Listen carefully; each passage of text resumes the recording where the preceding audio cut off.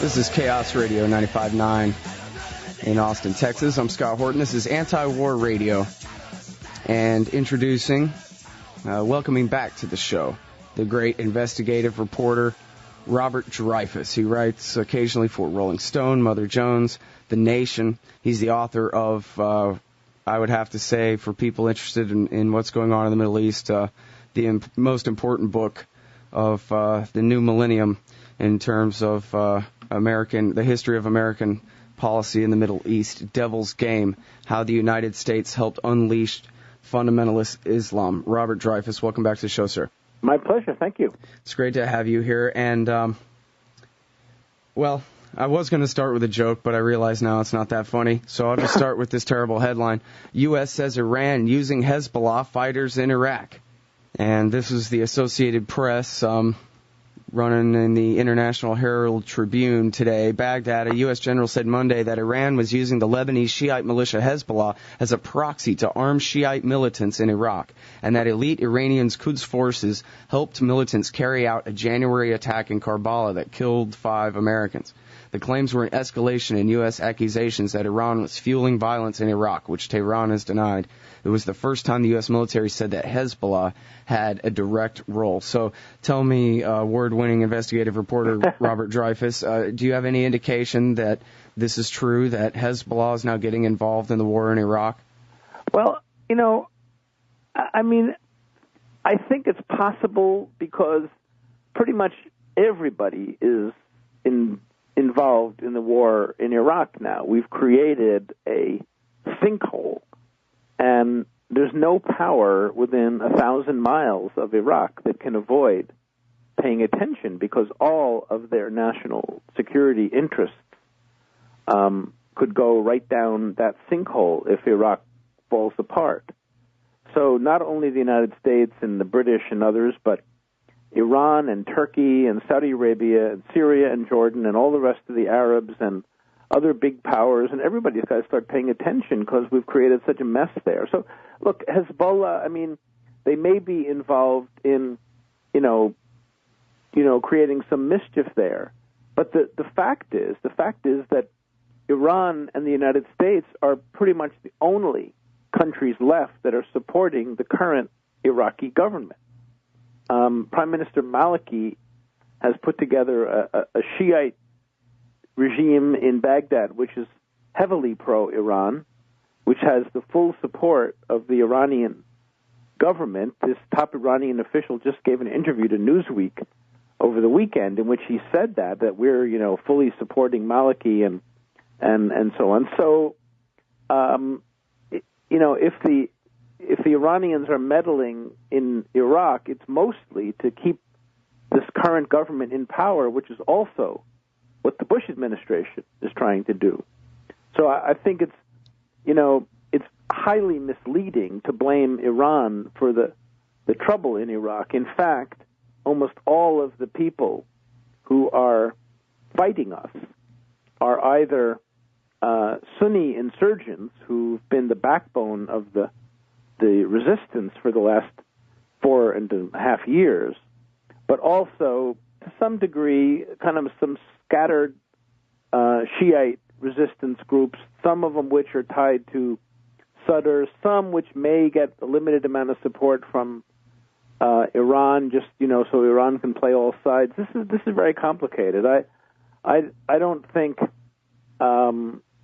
blaming, if the U.S. military is trying to blame the mess in Iraq on Iran, then I would say that's pretty much ridiculous. Yeah, they'd have to just take the blame themselves. And, it's funny, you look back to the lead up to the war and you see that Ahmed Chalabi and his Iraqi National Congress, their headquarters was in Tehran, and there are at least some in the CIA and the DIA. Of course, everyone agrees that Chalabi works for himself first, but people in the DIA and the CIA say that he was actually, helping lie us into war on behalf of Iran, and we can see that makes a lot of sense, I guess, that the Iranians would want to get the United States to help overthrow their old enemy, the Saddam Hussein and the Baathists, for them. But I don't understand why it is that the United States of America insists on backing the Iran factions over every other faction in Iraq? Is it simply because they're the only ones who need us and will ask us to stay? No, I think that might be part of it, but I think it's more just pragmatic in the sense that, we went into Iraq with a certain, well, obviously no real plan, but with a dream or a hope that we could put in power these little exile proxies that we had, and that completely fell apart. So we're now back on plan B or C or D, and since the Shia in Iraq make up about 60% of the population, I think that there's a lot of people in Washington who figure, well, so we're stuck with them because they're the ones who are running the country. So, we've got to deal with their big players. And so if they happen to be pro-Iran, we're stuck with that because we can't bring the Sunnis back, and, of course, the Kurds can't rule the country. So it's not like there's some grand design anymore operating. I think that the United States is just, flailing about, reaching this way and that way, trying to find partners in Iraq, trying to fight whatever bad guys, pop their heads up. We shoot at them. And mostly just, I would imagine, keep the status quo until they can solve the dilemma here in Washington about whether to pull out or not, which, is going to really become a serious debate starting in the fall. Well, in your newest article for The Nation, Saving Iraq, you talk about how the Iran parties are losing whatever support they had, that they're really just backed by America and Iran now, and that the masses of Shia Arabs in Iraq support the Muqtada al-Sadr faction over them any day, right? Yeah, I think that's true. And so is this just a decision they made back in early 2004 sometime, and now they're stuck with it, and they don't want to change their mind, or? Well, it's not about, the problem is that anybody in Iraq who has any political credibility among Iraqis starts with the premise that, they want the United States to pull out of Iraq. And so it's hard for the United States to find allies in the country, since any of them that have any political credibility want us to leave. And so we, if you're the U.S. military, I guess you figure, well, we can't support them. We can't, align ourselves with people like Sadr and with the Sunni resistance and all this kind of stuff because they want us to get out of the country. So who's left? And who's left are these guys that we, continually find ourselves in bed with. And I don't think there's it's not necessarily, even from the standpoint of the Bush administration, the best solution. I'm sure that they would rather, find some other friends. And as you know, the military recently has been arming and training some of the Sunni tribes and others to fight Al-Qaeda. And so maybe they figure, well, we can build up that side of the equation in Iraq. But it's like now they're being accused, and I think rightly so, of arming both sides in a civil war. And that's, I guess there's some truth to that. That's pretty much exactly what we're doing when we go into these Sunni neighborhoods and we find tribal leaders and we, start arming their militias, where we spent all this time building up what's now essentially a Shiite army in Iraq. And now we're building up a Sunni army. So, does that increase or decrease the possibility that when we leave, there'll be a civil war? I think it increases it. Right, and it just goes to prove the argument of those of us who've been saying this whole time that the sooner we get out, the better. those of us who were saying that in 2003 and saying that all through 2004 and 2005. Here we created the El Salvador option, they called it. Let's hire local Shiites to create death squads to go around killing the leaders of the Sunni insurgency. That'll stop them. And then all the Sunnis did was say, well, fine, I guess we have to ally ourselves with Al-Qaeda then. And joined up with Al-Qaeda, they start blowing up mosques and everything. The whole sectarian war gets worse and worse. And now we're going to try to undo the Salvador option by backing the local Sunni resistance that we supported the El Salvador option against in the first place? Well, see, that's what I'm trying to say, that there's not some big master plan going on. I mean, this is just, I don't know, they're attacking, it's like, if you're on a car, the analogy I use, if you're riding in a car and you hit a patch of ice, and you start steering wildly, this way and that way every time your wheels spin in a different direction. That's kind of what we're doing in Iraq. We're not operating according to some grand design of here's step 1 and then comes step 2 and then comes 3, 4, and 5 and everything will be good. It's more like, woo, we're driving like nuts, and yeah. And so one day, you have the ambassador in Iraq saying that the big problem is the Sunni resistance, and we've got to knock them out first. And then the next thing they say is, no, the big problem is the Shiite death squads and militias. And then they oh, no, I meant that the big problem is the Sunnis, and we're back fighting them again. And now we're arming them. I mean, if you look at the statements of these, various officials over the last few months, you just see that pattern over and over again. They don't even know who the enemy is. I'll tell you who it isn't. It sure isn't this little ragtag thing called Al-Qaeda. I mean, that's where they're trying to now put all the emphasis, as if, this group called Al-Qaeda is the main enemy, when in fact they're a very tiny percent of both the fighters in Iraq and the population as a whole. So I guess I continue to be amazed at the utter lack of anything that resembles a plan. I'm Scott Horton. This is Anti-War Radio. I'm talking with the great investigative reporter Robert Dreyfuss, author of Devil's Game. And now, to that point, the generals have said over and over again that Al-Qaeda is simply the smallest part of the insurgency, that they give it, 2 or 3% or something out of a few tens of thousands of Sunni insurgents.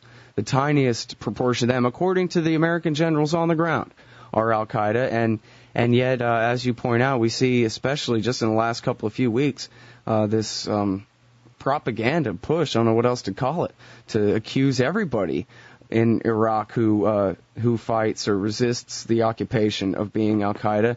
Chris Floyd wrote a great article called Smearing the Dead from, I think it was Bakuba or something, where American helicopters came in and blew up the local Shiite militiamen, just the local neighborhood security force, who were working with the Iraqi police in a joint operation with the Americans. The Iraqi police said, hey, the Americans are coming, and disappeared. Boom. And the local militia guys went, huh? And looked up, and here comes some Cobras and Apaches, and blew them all to hell. And then all the press releases all over the world say, oh, yeah, well, they were Al-Qaeda fighters, and our guys are heroes for saving the world from them. Yeah. Well, that's why I say I don't think, there's no more coherent plan to this surge and what they're trying to accomplish. And who's making this policy? Is this Stephen Hadley and George Bush and Dick Cheney sitting around hashing this out? Does anybody do they even think they have any idea what they're doing? I think, if you asked individually in the Bush administration, what should we be doing in Iraq, you might get different answers from all those people. The problem is the administration is so utterly divided that, what you see coming out of their decision-making process is, as always, a ridiculous compromise among people who want to approach everything in a different way. And so I think you're getting contradictory strategies from all of the chief cooks in this mess, and again, I don't think that's what you can't look at it and say, okay, well, here's the plan, because literally there is no plan. Never did have one this whole time. All right, well, somebody has a plan, though, right? And this is something you've been writing about since at least last December. In fact, you were the first interview on Anti-War Radio discussing your article, Bush's Meeting with a Murderer, about, again, the plan such as it is, basically being back the Iran factions against everybody else, and how back then there was arising this new kind of popular front within the Iraqi parliament to create a new nationalist government, to basically overthrow Maliki and create a new nationalist government that would insist on American departure. So can you fill us in on what's been going on these last few months in terms of that national front?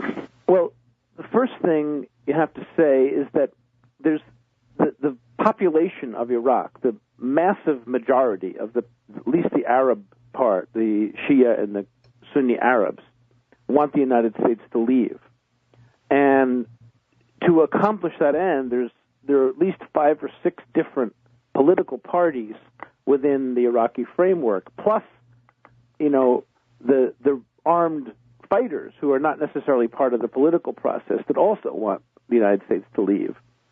Now, the problem is for this force that wants the United States to leave Iraq, which is also, by the way, anti-Iran and anti-Al-Qaeda.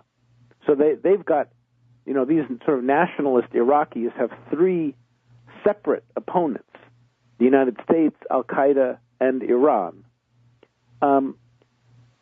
For them to coalesce into a ruling majority is going to take some real doing, because the United States is opposing it. We're putting all the pressure we can on all of these Iraqi politicians to hold the current government together, or perhaps to purge a few more people we don't like from the current government.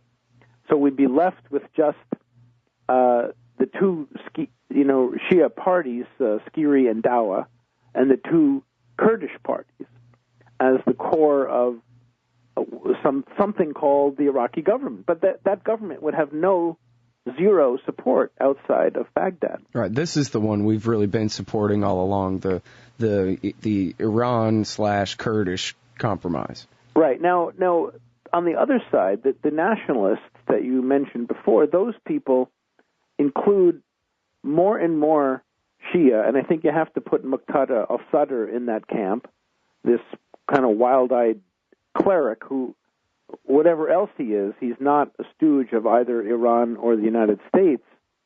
There's also a party called the Virtue Party or Fadila Party. Can I stop you right there on Sadr, and don't let me forget what we're talking about here, the overall umbrella view of the nationalist grouping. But all the propaganda is that Sadr is a tool of Iran. Tell me that's not so. Well, that's not true at all. I mean, it's possible that some of Sadr's army, his militia, has been infiltrated by or taken over by Iran, but that's different than saying that he himself is somehow a stooge of Iran. In fact, he went after the American ambassador, Ryan Crocker, held a meeting, as you may remember, in Baghdad with the Iranian ambassador, looking to, come up with some kind of U.S.-Iranian accord on how to stabilize the Iraqi mess. Muqtada Sadr issued a statement after that meeting saying, I guess the Iranians somehow forgot to demand that the United States leave Iraq, because from what the Iranian ambassador said, that didn't even figure into it. No, that's not a very good way for him to talk about his bosses. No, and I mean, that's because these are simply not his bosses. I mean, anybody who has any role in Iran, okay, has got to have in Iraq has got to have some respect for Iranian influence. It's not like you can just dismiss them. They're a huge power, and they're right next door. But that's not the same thing as saying that Muqtada Sadr is an Iranian stooge. It comes out that way sometimes in American propaganda because we have to, tar anybody who is not an American stooge, and certainly he isn't that. So, when this so-called surge first started, a lot of the talk was the main target of this surgification that was going to be going on was going to be Sadr and his forces. Right. But he was smart enough to stay out of the fight and to not challenge the United States militarily. And so, it's almost like we've been trying to pick a fight with him, provoke. He says, they're trying to provoke my people into, some, outburst that then they could use to, justify a crackdown. Again, not because they're pro-Iranian, but because Sadr is a nationalist who's not playing the game of, let's see who can be most pro-American. Mm-hmm. And yeah. Well, I just think that's so important because it's not just that it's a lie, but it's the exact opposite of the truth. You know what I mean? We're calling this guy a stooge of Iran and going after him because he's not a stooge of Iran, and we're doing all this in favor of Iran's stooges.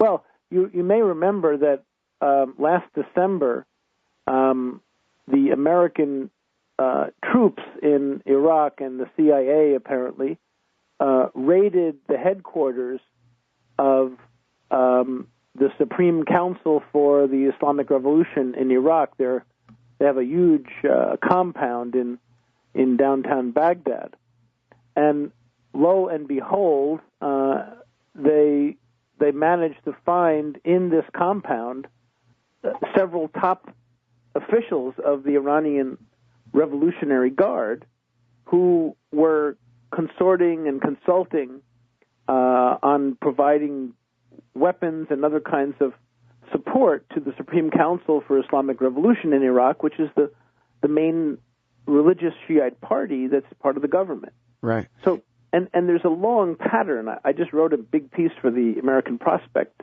last month about the Shia. This Supreme Council group was founded in Iran in 1982 by Ayatollah Khomeini and the Revolutionary Guard.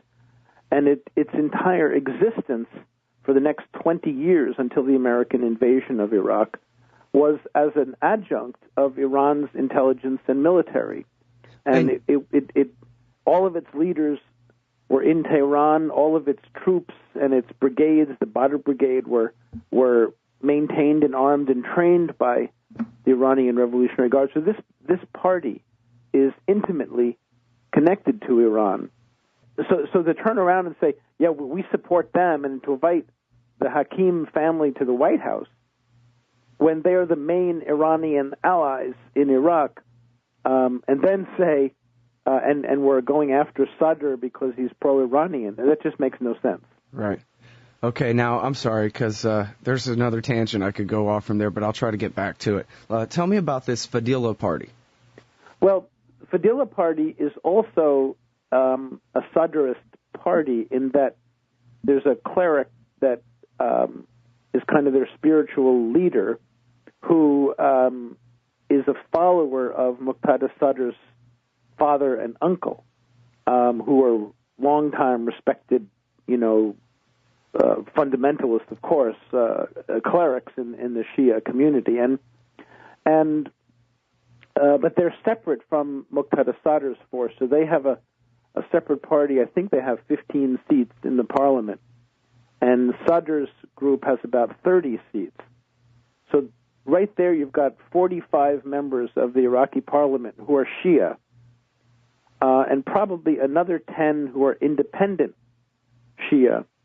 So that's like 55, who are not really supportive anymore of the Maliki government. Fadila pulled out of the government a few months ago. And now you say in your most recent article, Saving Iraq and the Nation, that these groups are making an alliance with Sunni Arabs, with Kurds, with Christians, Turkmen, whoever they can find to form this nationalist front. That's right. They've been reaching out to two groups, really, especially. One is the Sunnis, who have another 55 seats in the parliament. So combined with the Shia, that makes 110. And then to the secular party of Iyad Alawi, who's an old former Ba'athist who had a lot of ties to British intelligence, and then the CIA, who's got, I think, about 25 seats in the parliament. He was the interim prime minister for a year or so there. He was, that's right. So that brings you up to around 135 seats. So you're getting close to a majority in the parliament, which would be 138. And so the question is, could these groups come to an agreement with a handful of other parties and so forth to have a parliamentary vote of no confidence in the government? But they call it the National Salvation Government, and it's been almost a year since this idea first came up, and of course every time it starts to come to fruition, the American commander in Iraq or the American ambassador, start to knock heads together and threaten people and say, we're not allowing this to happen. Right, and then we see the leaks in the media too that say Maliki's worried about a coup d'état. Yeah, well, and the odd thing is, the whole point of the surge, if you remember, was to create political space in Baghdad for a national reconciliation. And at this point, this national reconciliation between the Sunnis and Shia is happening outside of the people we're supporting. The people who are blocking this reconciliation are the Shia parties that we're supporting, who won't make any deal over how to divide up Iraq's oil, who won't make any deal about reintegrating the former Ba'athists into the bureaucracy again, who won't make any deal about amending the Constitution, who keep blocking every effort to come up with a unified plan to rebuild the Iraqi military and intelligence service. So all of these things, the so-called 18 benchmarks that are, put into law now in the United States, none of them are being met by the Maliki government. The future of Kirkuk and the battle over the Kurds, all these things need to be dealt with. They're immensely complicated. And Maliki and his friends are like sitting there, squatting in the road, blocking any effort to reach a deal over these things. And we keep saying, oh, well, we're putting, pressure on Maliki to do it. Maybe we are, but it's impossible for him to do it because he has no political support. He has no constituency. Yeah, I think the most important lesson here for everyone is it's some kind of lesson about the American media. Bob, we don't hear this discussion anywhere in the American media. Well, you know that there's a ton of people just waiting to form a nationalist government to end the war, to work everything out if only we would get out of their way. Talk about a lie by omission. Here we're having this entire debate that you describe, but without the facts that you're bringing to the table today. Well, I mean, once in a while it gets into the media, the small bits and pieces, but, I don't think that most Americans, fortunately, unfortunately, whatever, are paying attention to the details of what's happening in Iraq. I think they get the paper and they see that, like yesterday there were 5 more Americans killed. And right now, they've become sick of the war, and they've expressed that through their votes and everything else. But I blame the media less than the population, in that I think the media, as they usually do, is giving the public what they want.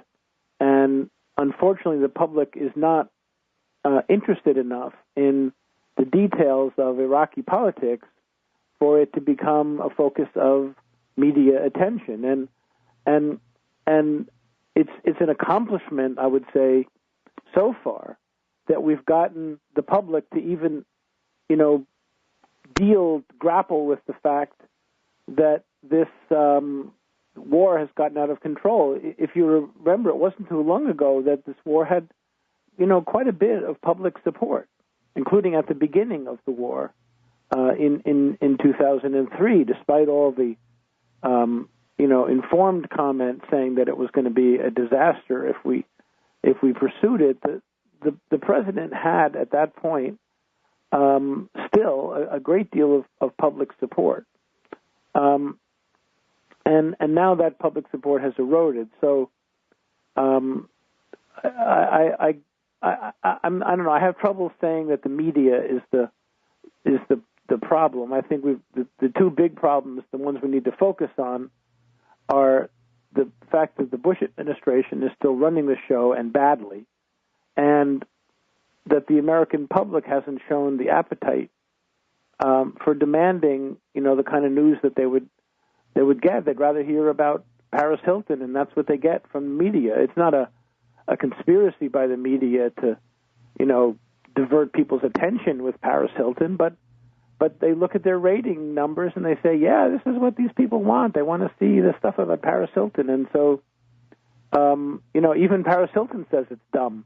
Yeah. I saw that quote. She said, I think they should talk about the war in Iraq instead. Yeah. Well, as if she knows where Iraq is. But the media aren't crusaders who are, out to grab Americans by the lapels and shake them until they respond. The media is a profit-oriented system, for the most part, that goes where the money is.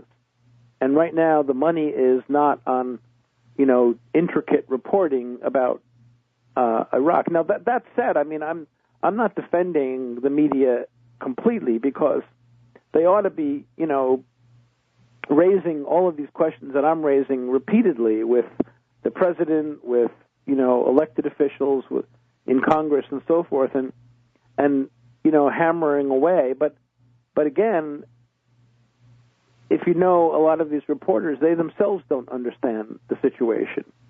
The ignorance of Iraq is not only deep, but it's broad. And so it isn't just our elected officials who have trouble knowing the difference between a Sunni and a Shia in Iraq, or knowing whether Al-Qaeda is a Sunni or Shiite group and so forth. Yeah. But even reporters, the ones in Washington, they're clueless about the intricacies of Iraqi politics. They're much more interested in what's Hillary saying about the war, what's Obama saying, what is Congress going to do? Are the Democrats going to cut off funding? And so it's all that kind of, fairly simplistic looking at, who's saying what among the politicians, and much less people willing to get down in the weeds and say, I want to tell you about, what's happening in Iraq today, besides the fact that 5 Americans got blown up. I want to know what's happening with Iraqi politicians, and what's happening with Iraq's neighbors, and that stuff starts to get really complicated. And unfortunately, Americans just tune out. Yeah. It oftentimes seems to me like the reporters get the job based on how ignorant they are. Like, you don't know anything about Iraq, do you? Okay, you got the job. Kind of like Doug Feith interviewing, who was it that, was some CIA guy or something, where Doug Fye said, "Do you speak Arabic?" And he said, "Yeah, I'm fluent in Arabic." And he said, "That's too bad. You don't get the job." Yeah. Well, I mean, I want to see you on Hardball, damn it. Why? I got Bob Dreyfuss on the phone here. He's one of the best investigative reporters that I can find to explain what the hell's going on in Iraq. For years now, I've turned to this guy. All I have to do is say, "Bob, what the hell's going on here?" And he tells me what's going on here. What's so difficult that Chris Matthews and Tucker Carlson can't call up Bob Dreyfuss and get him on the freaking show, man? Well, I can't help you there. Sorry. It is frustrating, though, because honestly, I don't think it really is all that complicated. You know, you just picture a map of Iraq in your head, and you put labels on a few different factions, and you understand, okay, Dawa and SCIRI, that means they're the Iran factions. The Mahdi army, that's Sadr and his nationalist guys. We know who the Baathists are. We know who the Kurds are. We don't have to know the name of every individual in Iraq to understand, what's going on here. Right, I think you can get the point across to me and my audience in 45 minutes just fine. And if we were really pressed for time, you could probably get your point across in 15. Well, I will agree with that. And as far as the media not grasping these things, that isn't true just in Iraq. I mean, most media people, unfortunately, are not specialists, and so they get an assignment. I once did a story about the National Rifle Association, and it turns out I had been writing about that organization for a while, and I went down to their convention. I think it was when they were in Dallas, Texas, and I found that the reporters who'd been, told to go cover the National Rifle Association didn't know anything about it at all, and they're flying into Dallas to go to their annual convention, and they didn't know who the board of directors was, and they didn't know who the staff and the political leaders were, and maybe they knew something about, there's this guy Wayne LaPierre who I guess is important. And so they were all coming to me saying, "Can you explain, what's happening here and who are these people?" And I was not exactly an expert, but I'd spent a few months off and on writing about it. And so these were people parachuting in, and that happens time and time again with the media where, people go and they listen to speeches and they get the press release and they interview a couple of experts who they've Googled or something, and then that's their story. And it's not, the media doesn't come at this, unfortunately, with a great, wealth of stored up expertise. Mm-hmm. All right, let me try to get back to this tangent here real quick that I wanted to follow up on from the Hezbollah story and the Associated Press today. Apparently, this general is claiming that was it Brigadier General Kevin Bergner, U.S. military spokesman, claimed that the Iranian Quds Force was behind the January attack in Karbala, the kidnapping and execution of those American soldiers. And it was suspected at the time by some that it was Iran behind it, that because Bush was ratcheting up the pressure and making threats on TV, sending more ships to the Persian Gulf, that the Iranians had done this as an example of how easily they can get to our guys in Iraq, even driving our Suburbans, wearing our uniforms, kidnap our guys and murder them. Do you know anything about that? Can you confirm that or deny it or anything? I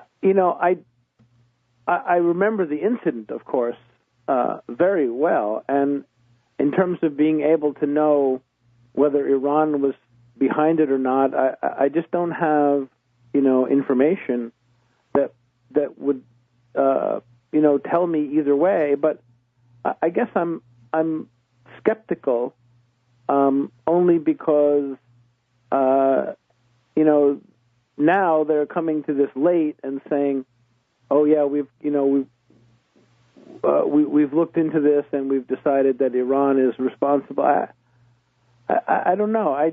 It sounds like they want to try to use it as an extra piece for their case, as a casus belli, an excuse for war. Where to me, if I got to spin it, I'll spin it the way I just did. This was a warning, and this is to me a big clue why we ought to not get into a war with Iran. Yeah, I mean, look, Iran is by far now the biggest power in Iraq. We've come pretty close to just handing Iran control of this country, and putting their people in power. And it isn't that they have to then fight us in military terms. They can just afford to sit back and let the things develop as they would otherwise develop, and it'll end up falling into their hands. And so I think if we're going to get out of Iraq, unfortunately, it's going to start with us going to the Iranians, but also other Iraqi neighbors, and working out some sort of regional arrangement.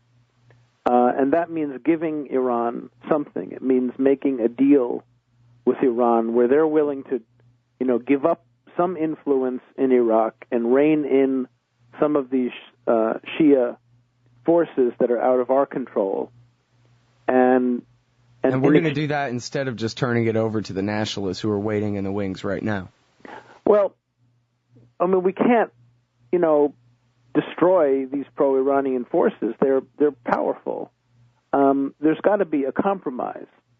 But what I'm saying is that you can take into account the Iraqi nationalists. You can take into account the Shia pro-Iran parties. You can take into account what Iran's interests are and Saudi Arabia's and Turkey's and everybody else's, and try to come up with something that makes everybody happy enough that the war stops.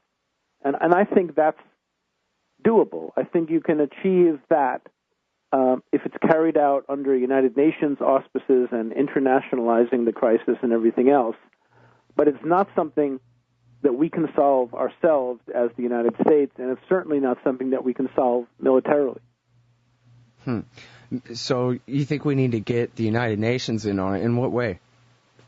Well, I mean, at least in 100 ways, in coming up with perhaps peacekeeping forces, but more importantly, getting the United Nations in to negotiate this national compact that we seem unable to negotiate, and providing a forum for all of Iraq's neighbors to then, exert a certain influence over their proxies inside Iraq. And so if we can work, through the United Nations, then perhaps the United Nations could come up with an internal forum for a national reconciliation and an external one involving all of Iraq's neighbors. I'm not saying this is easily done, but it's the only way of, preventing this war from spiraling out of control. I mean, it could fail now that things have gotten so bad. There's no more guarantees that any of this is going to work because we've made such a mess of it. Well, everybody, you see why when I want to know, I turn to Robert Dreyfuss to explain. He's a freelance investigative reporter, writes for Rolling Stone, Mother Jones, The Nation magazine. He's the author of Devil's Game, How the United States Helped Unleash Fundamentalist Islam. His latest one in The Nation is called Saving Iraq, and you can find all he writes and his blog and everything at robertdreyfuss.com. Thanks very much for your time today, sir. Appreciate it. My pleasure, Scott.